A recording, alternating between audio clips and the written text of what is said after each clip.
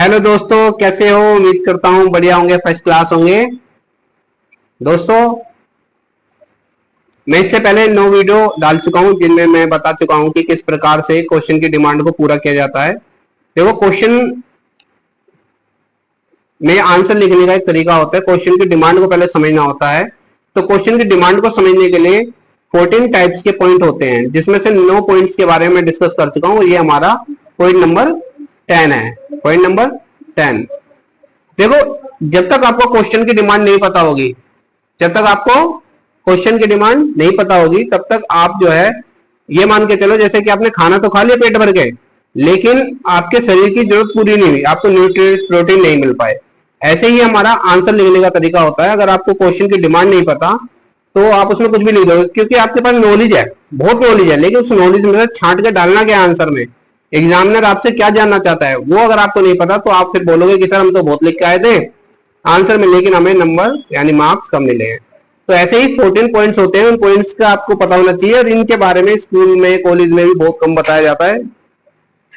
ठीक है, तो मैं आपको सारे पॉइंट्स क्लियर कर रहा हूँ, जिससे कि आपको, चाहे आप यूपीएससी का एग्जाम लिखो, चाहे कॉलेज का एग्जाम लिखो, या अपने बोर्ड्स के एग्जाम लिखो, सब में हेल्पफुल है। ठीक है, चलो स्टार्ट करते हैं। ये आज का पॉइंट है हमारा, उल्लेख करें। क्या है? उल्लेख करें। देखो, जब कभी क्वेश्चन के लास्ट में लिखा होता है कि उल्लेख करें, तो लोग और बच्चे मतलब समझते हैं कि भाई ज्यादा से ज्यादा हमें इसके बारे में बताना है, लेकिन ऐसा नहीं है। देखो, उल्लेख करें का मतलब होता है केवल मुख्य बिंदुओं, नामों, तथ्यों का लिखना। इसमें क्वेश्चन की डिमांड होती है शॉर्ट आंसर। देखा, क्या कहता है? शॉर्ट आंसर, पॉइंट वाइज जानकारी, बिना ज्यादा एक्सप्लेनेशन के मुख्य बातें। ये सबसे मेन चीज है। अगर आपको यही नहीं पता तो फिर आप भरते जाओगे भरते जाओगे भरते जाओगे। क्यों? क्योंकि लास्ट में क्या लिखा है? उल्लेख करें। भर दो भाई, उल्लेख करना है। उल्लेख का मतलब नहीं पता तो अपनी तरफ से उल्लेख करोगे फिर उसका। ठीक है, तो अब जैसे एक एग्जाम्पल है मैंने कि भारत के प्रमुख पर्व का उल्लेख करें, मतलब मुख्य जो पर्व हैं उनका उल्लेख करें, जैसे दीपावली, होली। आंसर में क्या लिखोगे? दीपावली, होली, ईद, क्रिसमस, बैसाखी।